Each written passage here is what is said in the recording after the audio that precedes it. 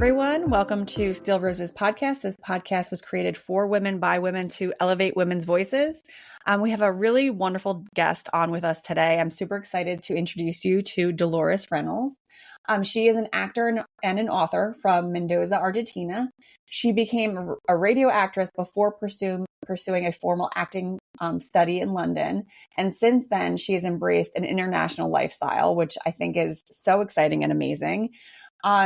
She's currently based not US side, and she actually recently released her memoir, The Smallest Wave, which is a woman's journey to live true to the person she is, even if it meant releasing everything else. And that line there is almost the embodiment of everything I talk about. So Dolores, welcome to the podcast. Thank you so much for joining us. Thank you for having me. Thank you. I'm very happy to be here. So Dolores, why don't you share your story with the listeners, let them get to know you a little bit. So I was born and grew up in Mendoza, Argentina, which is a province in the west at the feet of the Andes. Well, the city's at the feet of the Andes, limiting with Chile. And I'm the eldest of 4 siblings. 2 years after I was born, the triplets were born. I always talk about this because it's a big part of who I am. So we were 4 kids. And since I can remember, I wanted to travel and live in different places, not just travel. My mother had a travel agency, so maybe that was a big part of it. And she had lived abroad. And I studied journalism and translation to try to have a reasonable degree, as if journalism was reasonable. And then I wanted to be an actor. And so I started studying acting since then. And I became a radio actress while I was in university. And then I ended up studying in London, that's where I began to really live abroad. And once I left, I have this, I think I'm a nomad. I was always a nomad. And finally, when I was old enough, I could do it as I wanted. I followed that fully. I think that's really amazing. And I think a lot of the listeners who are hearing this may be a little like taken aback, because I've only lived in my state in the United States. I've lived in different cities, but it's all pretty much the same when you're in the same state and you're not leaving the country. But that was always something before I met my husband, before I had kids. That was something someone had said that to me once. They were like, I was in my early 20s and they told me, you really should try to live someplace else. They were like, you should really like leave your state, go someplace else, leave the country. And at that time I was working in logistics planning. So it would have been kind of easy for me to make that switch. But right after that, I met my husband. And then it was kind of just like, okay, we're here now. But did you want to, or was it something someone said? Someone had said it, and I had always had an inkling for something more. There was always that desire in me for something more, but it wasn't necessarily travel. So that's where I had always wanted to go and visit places, but living for me, because my family was all based in New Jersey at the time. And then my husband, like when I met him, like his kids and everybody was based in New Jersey. So, it became more of we're going to stick close to home. But for me, it was more my mind wanted to do bigger and better things versus like my body actually leaving the state. Yeah. I think that there's we all have different personalities, and it's just we want different things, and also in different stages of our lives. Like there's been times where I've wanted to stay in one place for a long time, and I've done that. And then it's been more difficult to move once I get that itching to move. But I think that we're all different, and some of us have a curiosity to go places, and we need to experience things in our body, to move and go. And others want to experience different things, and it doesn't mean moving around. But I think it's about doing what you are called to do. And yeah, and also sometimes I agree. Yeah, sometimes it's difficult to recognize those things. But yes, we have to honor those things. The impulses. So Dolores, Yeah, well, and you know what? It's not even really an impulse. It's more of like a feeling. Like that's why I had phrased it that Yeah. way. Like I had this inkling that there was something else. And I think that Uh-huh. that's where like The a lot of feeling. us Yeah, will yeah. ignore it. Yeah, it's this feeling that you get. Yes, that's why we ignore them, because they're very subtle. Sometimes they're not that strong. And there's a lot of very Mhm. strong things around us telling us what we should do. Yes. Yes, exactly. There was when I was growing up, the what we were all told, my brothers and I were all told, like, you have to go to college and then you Yeah. get like a 9 to 5 job. Like that was it. That was the only option really. And I didn't even consider Crazy. other means of like being a professional or other means of like fulfilling this creative need I had, because to me I was like, well, I just have to go to college and then that's it. And you get a job and then you get married and then you have kids and that's your trajectory. Now now, and I'm totally Yeah. happy with how I went, and this was what I wanted, Yeah. but now I'm teaching my kids differently. And I'm telling them like, Yes. you don't have to do this, and you can do something else. You don't have to go to college. Like you can do whatever you want. Like the world is open to you, especially now with all of these streams of media and social engagement, and everyone can work virtually, like pretty much, Yes, that's it's changed the it's a game beautiful thing. completely.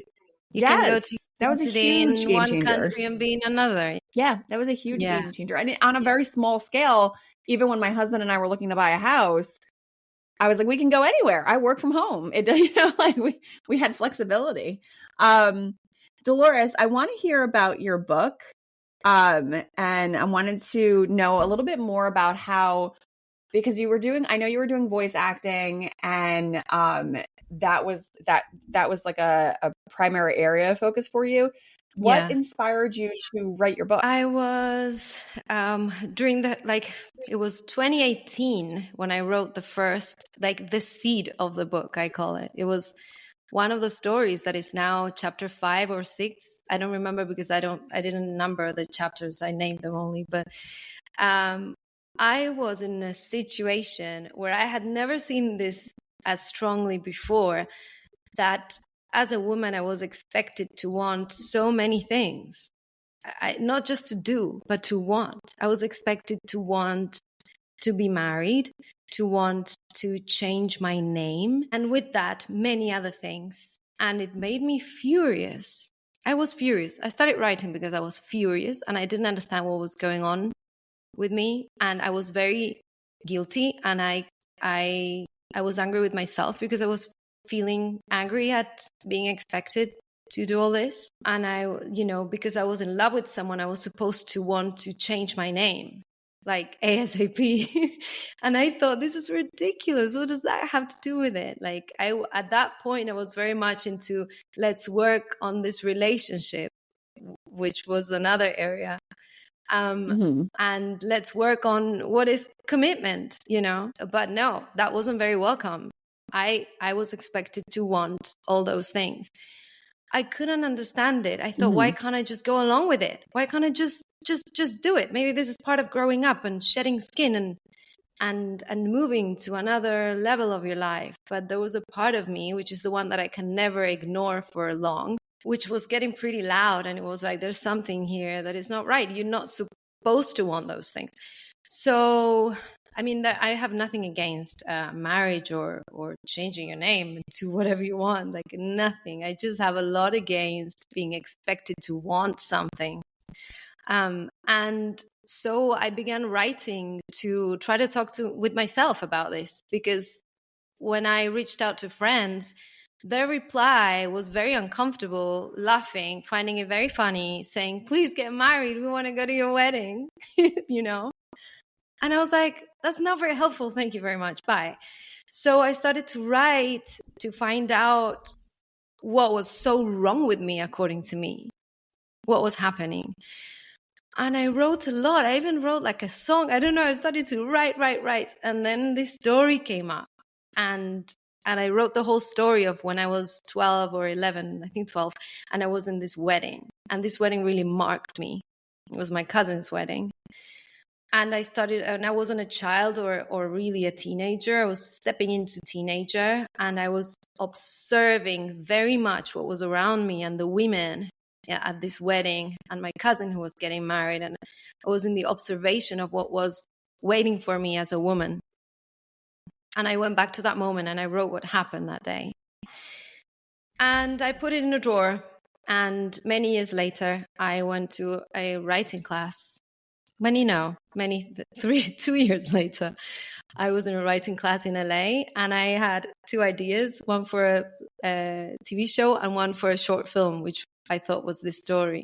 And the teacher was like, no, there is a lot more stories behind this one, and I need you to bring them one by one each week or two by two. And I was like, I have no more stories. What are you talking about? And then once I kind of gave the okay to my brain or to my memory, it's like I couldn't stop writing.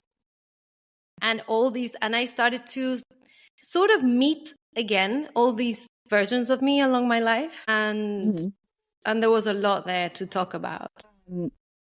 I like that you talked about that pivotal moment at the wedding where it was almost like you were seeing a projection of like, oh, this is like what is supposed to be happening, or this is what I'm in for, kind of thing.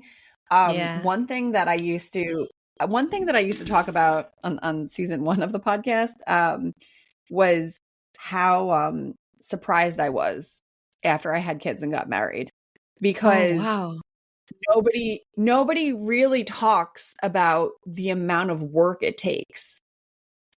And when I was growing up, I had this like quote unquote perfect image of my parents and what their marriage was. And they always had presented this persona of perfection. And that's a hell of a lot to live up to when you're growing up. And then when I got older, that myth was shattered because they got divorced. Yes. And then I was lost. And I was like, I thought this is what I'm supposed to do. Like, this is the path. I'm supposed to get married and have kids. But now my one example has sort of fallen to pieces. And then I ended up getting married and having kids anyway, because that really was what I had wanted. Well, it was what I'm happy. But like, now that I think about it, I'm like, I was conditioned my whole life. Like, this is the path you're going to take. But becoming married and then becoming a mother was quite shocking for me, because everything that I thought to be true really wasn't true, because my parents actually didn't really present an example to me. They just gave, a facade of what it was meant to be. And for many years, I thought that I had failed. And I always felt like I was a failure as a wife and as a mother. And I'm like, I don't really know how to do this. Like, no one really showed me, and there's no way for me to really know, because nobody talks about that. I think what they mainly show is couples that are together. I mean, my grandparents were married for I can't remember the amount of years, but my grandfather passed when he was in his mid 80s, and they got married when they were in their early 20s.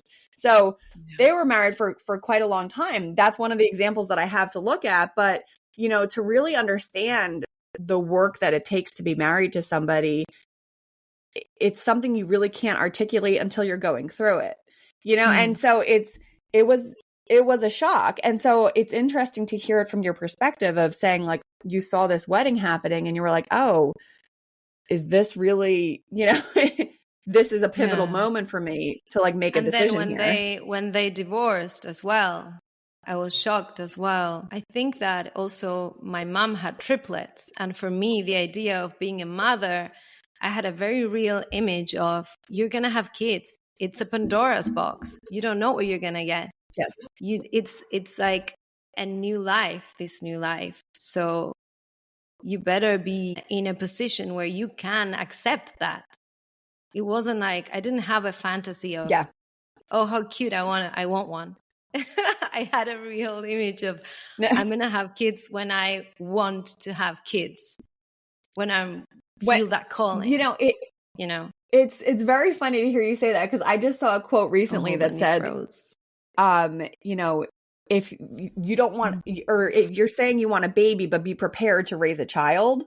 because Exactly.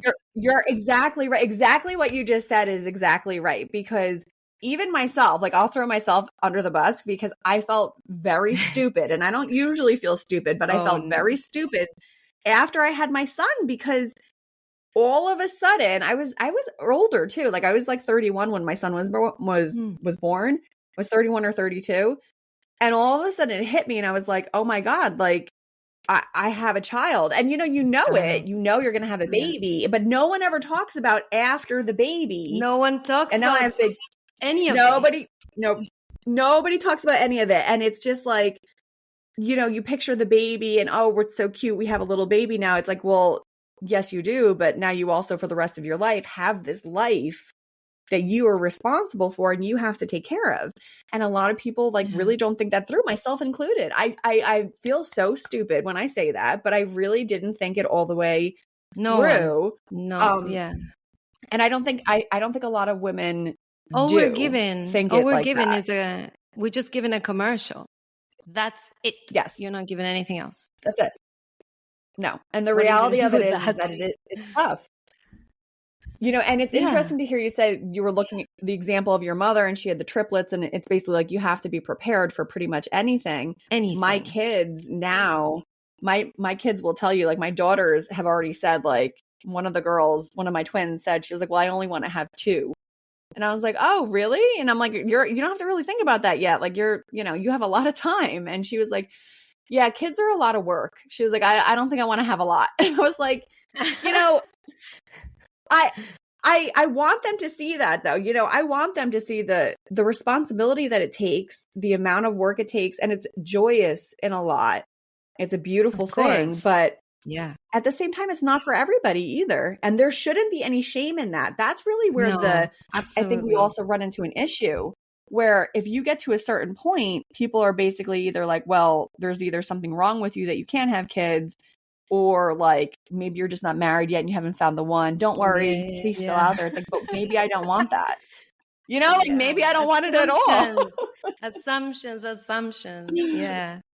And it's such a personal thing. I think a very personal decision. And I think I remember at some point I went to get tested to maybe freeze eggs, and I went through all the tests. And my aunt was at the city at that point, and she's a doctor, and we were talking in the street. And I said, the only thing I have very clear is that I will have children when I feel the calling to have the children, and for no other reason. I was getting friends saying, well, you should have them because you're going to regret it. I don't think that's the reason I'm going to do anything ever, I hope. Then there was a point where I wanted to have them, and it didn't work.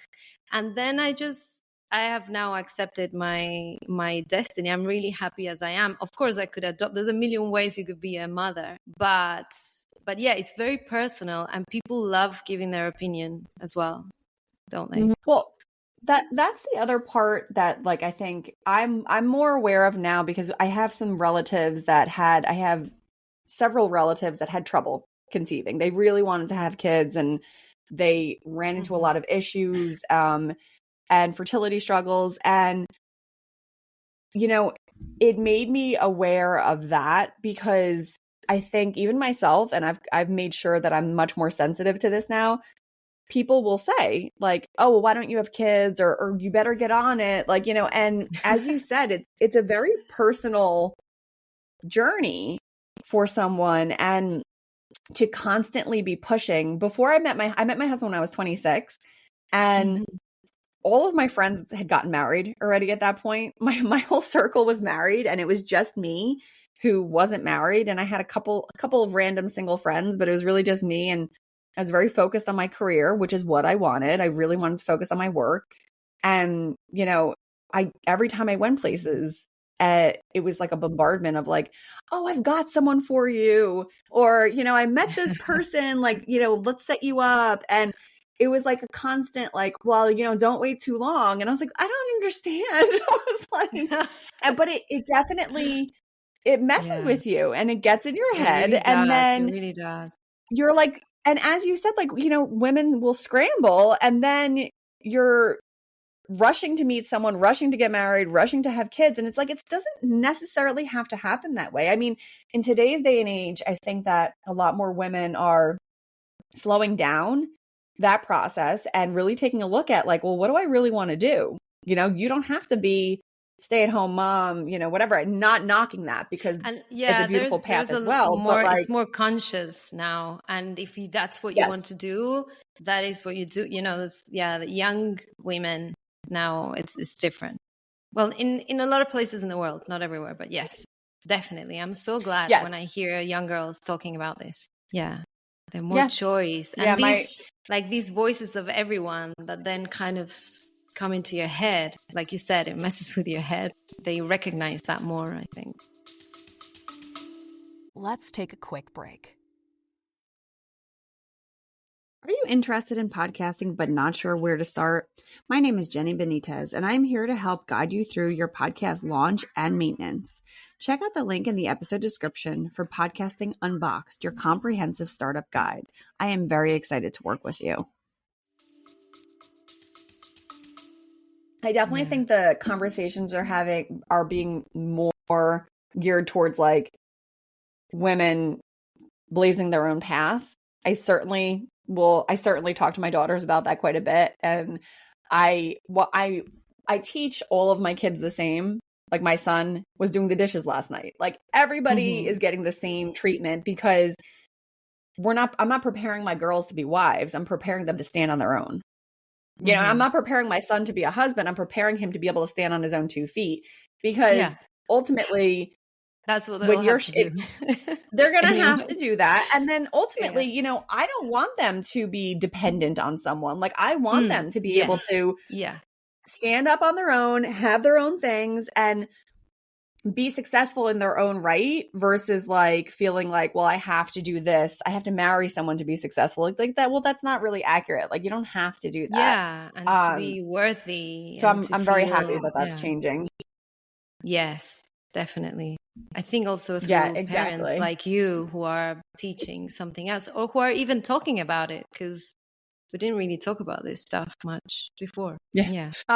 So beyond that one part of your book, where the wedding was like the pivotal moment, you also mentioned while you were writing, it was like, and I might be misquoting, but I wrote this down because I want to ask you about it. It was like meeting different versions of yourself. Yes. Yes. How was that journey? It was wild.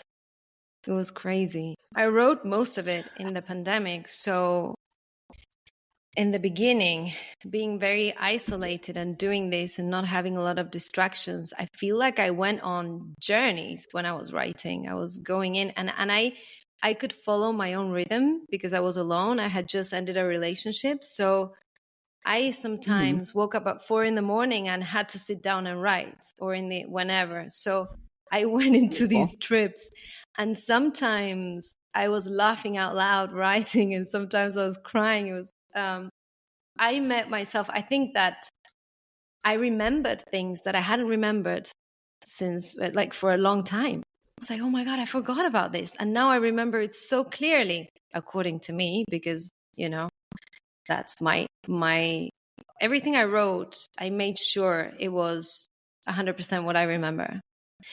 And I always went back to check that I was being honest, completely honest. That was like my vow when I was writing. Obviously it's from memory now, but when I went back to like 4-year-old me, that was crazy. How could you? I forgot things about her, about me. And now I remember, and it's like you feel you're not that different, or you, or like teenager me. She, you know, I feel I have a lot of compassion for myself then, and also, like when I was writing from teenage years, I thought, yes, like you stood up for yourself here, like well done, or like I appreciated things about me that I hadn't in a very long time, because all we do is we bully ourselves a lot, right? Like I am a recovering perfectionist, and I criticize myself so much sometimes. And you forget, like, it was I appreciate it a lot from those years when you take decisions where you feel very lonely, and then you realize, no, this is when I was following myself, when I was being respectful to myself, really. Yeah. And really listening to what you wanted. And we talked a little bit about this already, that there's so much noise out there now that I think it's hard for people to really hear themselves and hear what they want. That's that like inner voice, that intuition. And then there's also the journey you went on to. Yes, it takes us a lifetime to get back to that. Yes, exactly. And like, that journey of self-discovery, a lot, I can already hear like skeptics in my head, like being like, oh, that's silly, like grow up basically. But those are the people that are like highly driven by ego and like, well, I need to control everything, like whatever I wanted when I was a kid, like that's ridiculous, that was immature. But that was also my driving force. Oh my God, yes. Did you say that was your driving force? Yeah. That was my driving force for the podcast. Yeah. Oh my God. I was remembering yesterday how when I was a teenager, I was told many times, because I've always been an idealist and I have a huge imagination and I've been a bit utopic, for better or worse. But when I was young and I was in high school and I had all these ideas of what I was going to do when I grew up, and people were saying, "Oh, you're so immature," because I wasn't wanting certain things. And I thought, I'm not being mature. Like, you're so irresponsible. That's very irresponsible. You're going to be a hippie or stupid things like that. Nothing wrong with being a hippie either. And I thought, I'm not being irresponsible. I'm being responsible with myself. And I used to give this reply when I was 16, thinking, maybe I'm completely crazy for saying this, but I feel this so strongly. And now I look back and I'm like, yes, girl, yes. Well, that was, part of the journey that I went on when I had been at a crossroads.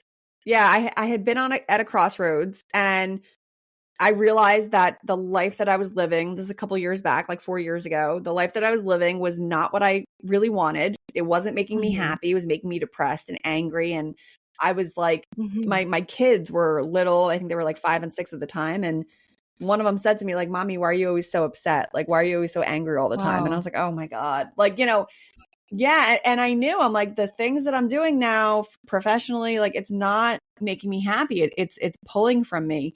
And in that moment, I went on a path of self-discovery for like a year. And I think I'm still on it, to be honest with you. I think I'm always on it, because we're always on it. You suppress so much. And like, I went through these meditation courses, and in one of the meditations, you have to meditate and focus on your younger self. And what did your younger self want? Because that's really going to resonate now deeply with you. Like, really think back. And I thought back to when I was a child, before I knew anything about money, before I knew anything about careers and feminism and all that stuff. At my core, I really wanted to help people. And I had wanted, little Jenny wanted to save the world. Like, that's what I wanted to do. And I wanted to be an advocate. And I wanted to open up organizations that would support people who, were financially unstable. Like, I had all these ideas when I was a child. And then, life happened and I forgot all of it. And when I started to realize this again, that's actually when I started to really lean on the podcast. And I was like, I need to do this. Like, I have to use my voice, and I need to help other people use their voice. It's incredible. Yeah, it's wow. And that's why you see me, get so excited about all this, because this is fueling that part of me that was like, I'm going to do something bigger here. And I see that in you. That support. Yes. People need it's like all the support they can get. I need it. You probably need it too. We need things like this podcast. And, because of what you say, that we have so many voices around us distracting us. So it's very loud. It's very loud out there. Loud, we need a grounding space. Important. Yeah. Yeah, we need a grounding in the space book, where there's people know. yeah. Sorry, what were you saying? No, it's okay. Go ahead. In the book? In the book, there's a part where I talk about a painter that I was working with and a painting that she had that I didn't know what was going on in it, but I liked the movement in it and the strength that was expressed in it. And she said, "Oh, it's Jacob and the angel from the Old Testament, and it's fighting with the angel. He fights all night with the angel, and in the next day, the angel gives him a new name." And she said, "I painted, it's called the struggle for identity. I painted it because that is how hard you have to fight every single day to be you." And I thought, oh, wow. Mm-hmm. Coming from a 90-something-year-old painter. Yeah. That's pretty insightful. That's very powerful. Yeah. So. It's interesting because I get asked a lot about my twins, and since you had multiples in your family, your mother probably went through this. For my twins, a lot of people will ask me, why don't you have them in the same class? Like they're in the same grade, but they're in different classrooms at school. They're not in the same class? I don't have them in the same my class. My mom did the same. She did the same. I had a feeling. Yeah. I had a feeling that she did the same. So I separated them out. Them all in different. I do not dress them the same. Yeah, I very much, as soon as I knew that I was having twins, I very much wanted to make sure that even though they're twins, that they're individuals, because I already immediately had a feeling that people are going to compare them. They're twins. People are going to compare them their whole lives. I had somebody ask me once, who's the smart one? Oh my God. And I was like appalled. I'm like, what are you talking about? All of my children are smart. There is no comparison here. It doesn't matter like that your sister does this better. You have your own talent. There is no comparison here. And I very mindfully push them into different directions, because for them as twins, and this is going to happen across the board for all multiples, people will have a tendency to compare them. Now, going broader, we as women are constantly compared to each other. Yeah. And we are constantly put in positions where we are pit against each other. And it's a breeding ground for cattiness and for degrading each other, when the reality is we're all meant to be on our own path of individuality and authenticity. There is no need to pull each other down. Where your talent is as as an artist, and as, with your voiceover work and your writing and everything that you're doing, you're the only you who can do that. And that's phenomenal that you're like leading into this. This is awesome. I was actually thinking about how you live abroad the other day. Like after we talked, I was like, this is so cool. Like she really is like living her life on her terms. Like that is the most awesome thing you could do for yourself. Yeah. I think that if you're on your path as well and living your life consciously in that way, I think you're not going to need to bring someone else down. And, one thing leads to the other.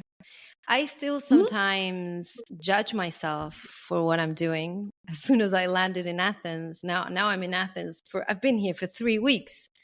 And as soon as I landed in Athens, I was in my balcony figuring out how to put some plants there.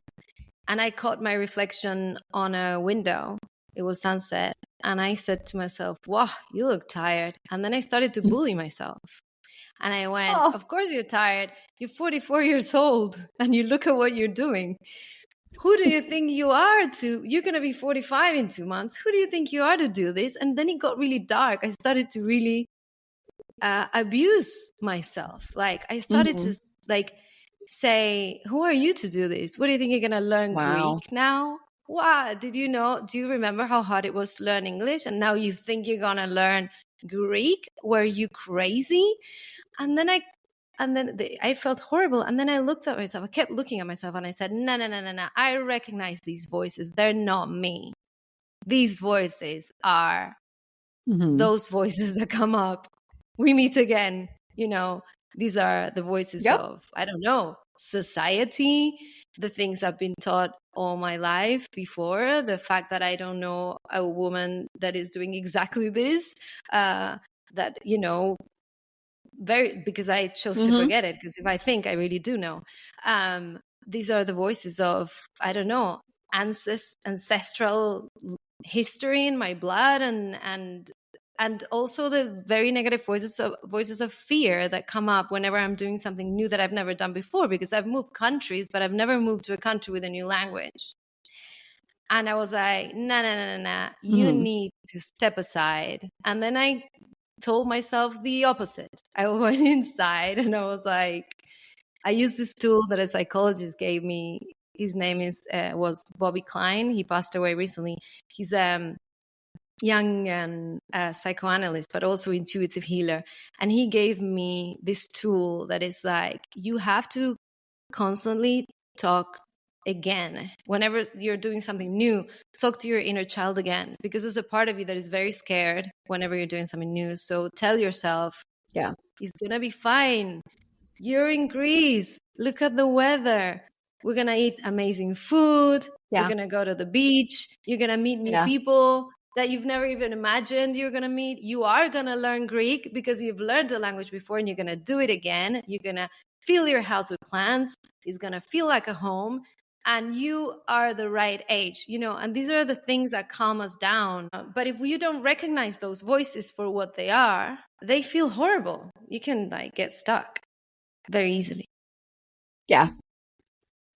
So it still happens. Absolutely. So there's like there's a lot of, there's actually a lot of studies done about that particular situation that you found yourself in, where, and this is for men and women, but like anytime you're going to embark on something new, immediately your mind goes into, no, this is scary.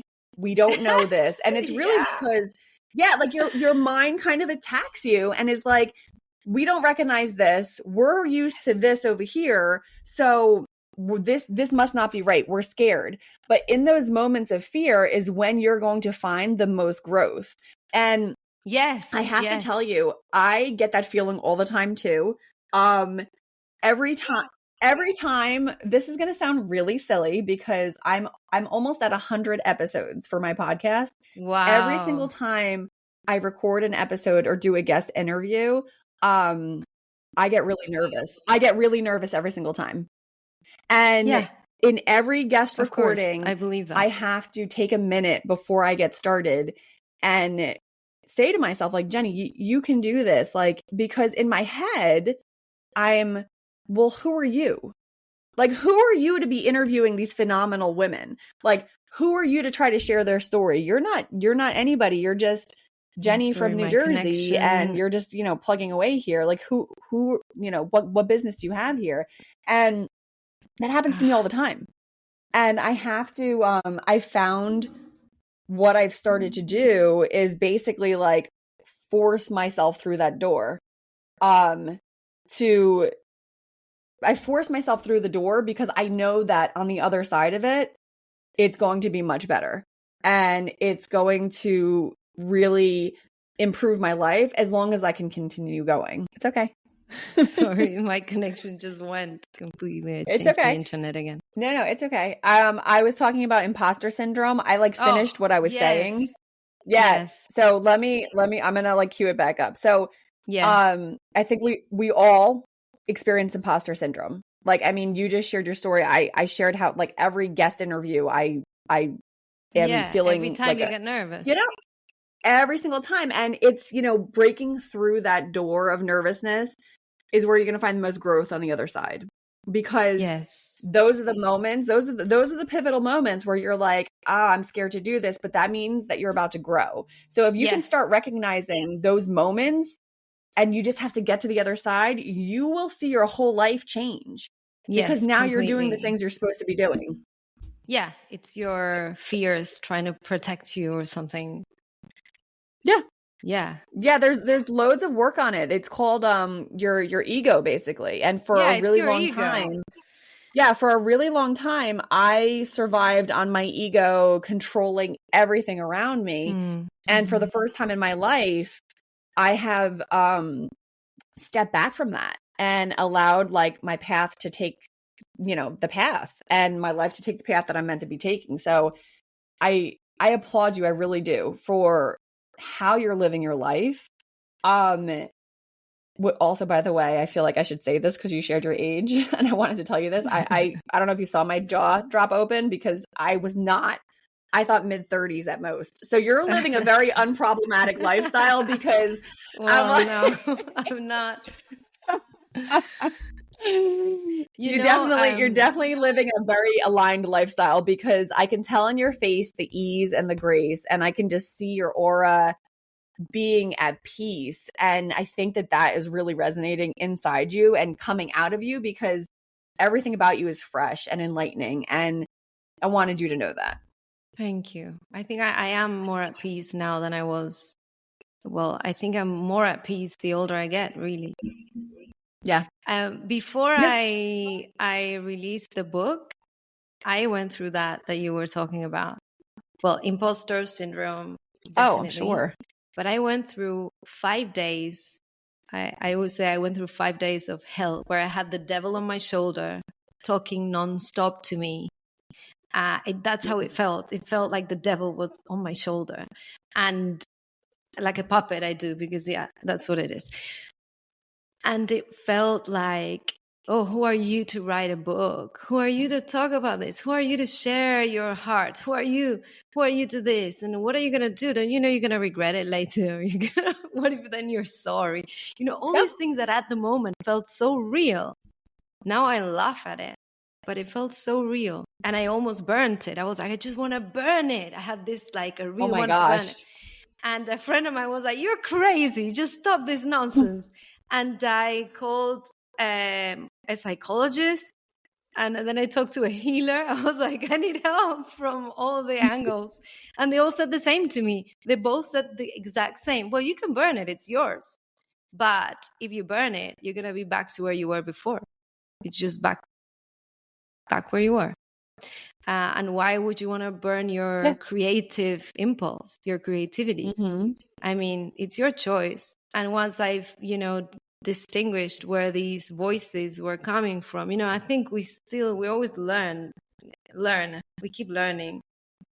But this was the biggest example that I experienced of those voices trying to hold you back. Yeah, I can't even imagine.